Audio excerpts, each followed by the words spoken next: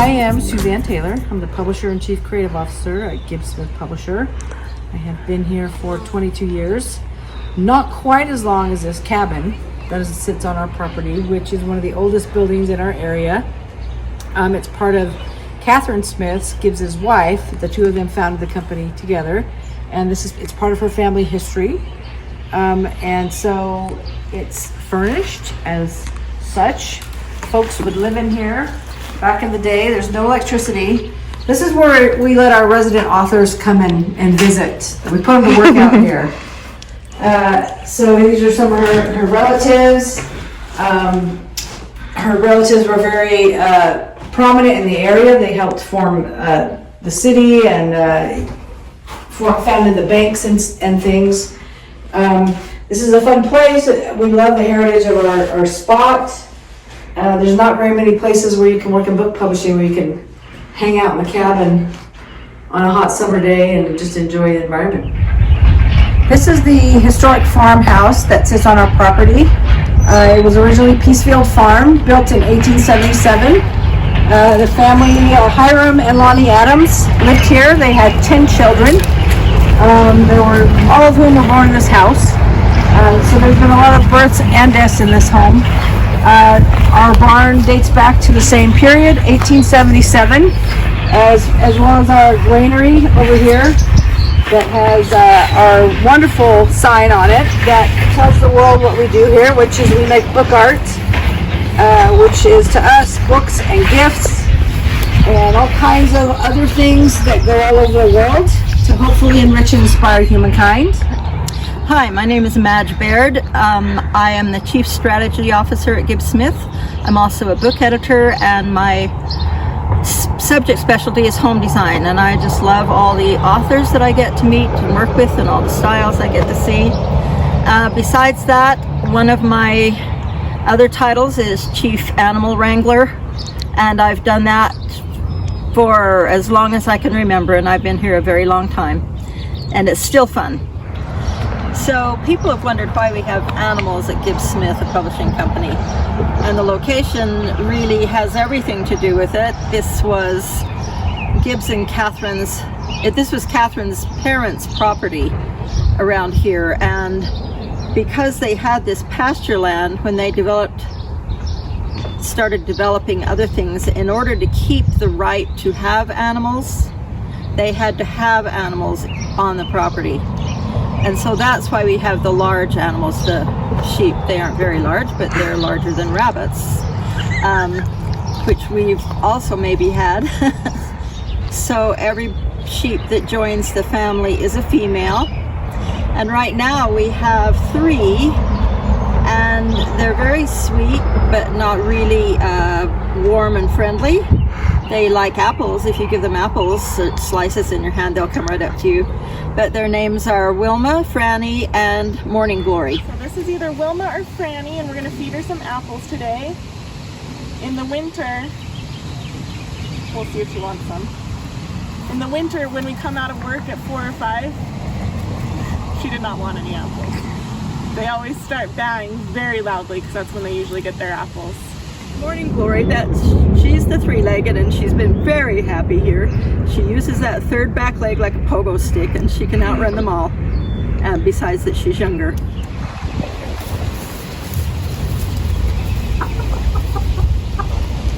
So this is Morning Glory and Franny and Wilma. And Morning Glory is our star with 3 legs.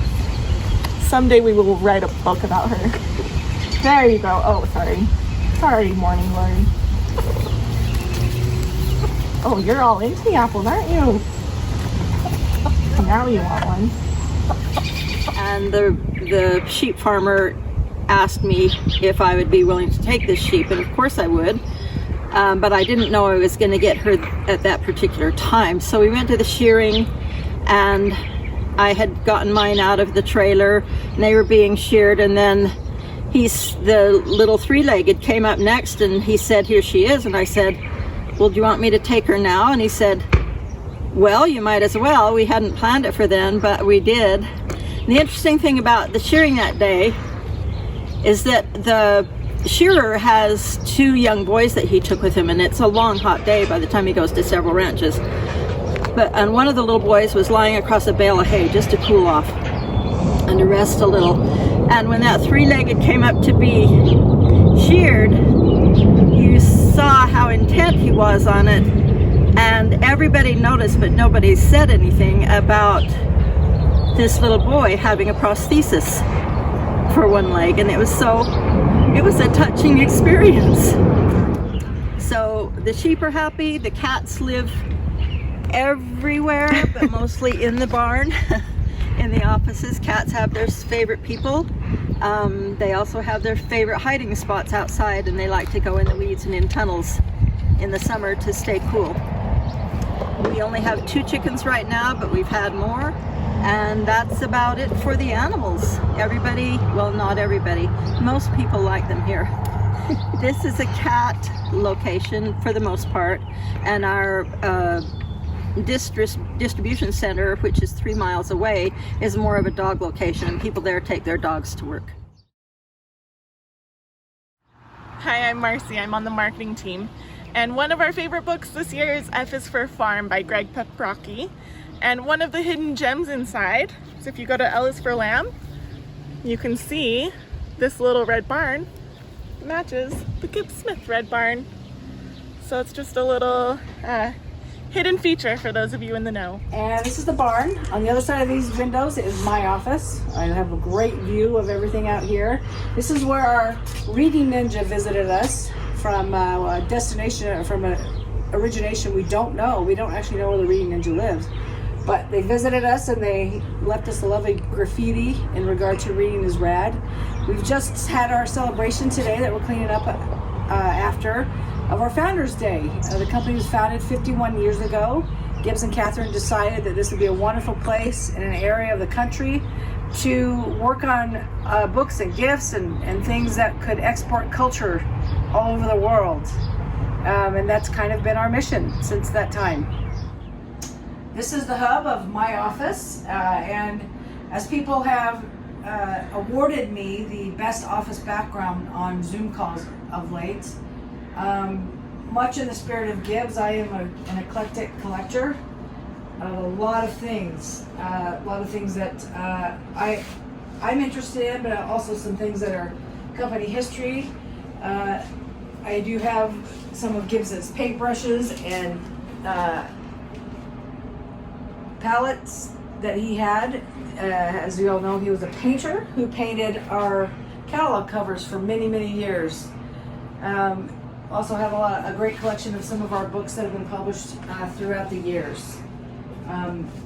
We love to bring people here to just brainstorm and be creative, find that the environment really stimulates great ideas. And of course we have here one of Gibbs's canvases that says books to enrich and books to inspire humankind, and peace and love, with his signature on it. So this is Gibbs's office, which is now our conference room.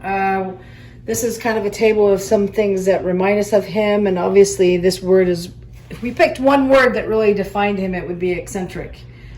He was definitely a force of nature, and there was no one like him. As you can see, he has surrounded himself with a lot of books and artwork and culture, all of those things, including politics. We're always very close to the things that he loved and liked to discuss. And there's much as when he was here, there's always a creative exchange of ideas here that we hope will not only enrich and inspire, but will also move forward our world and make a difference. It's a very peaceful place. This is definitely a room that has a feel to it that you can't avoid. It's someplace that everybody has to see when they come to visit us. This is Miss Kitty. She is one of our many feline residents here at the barn. She likes to go inside and outside and be the center of attention.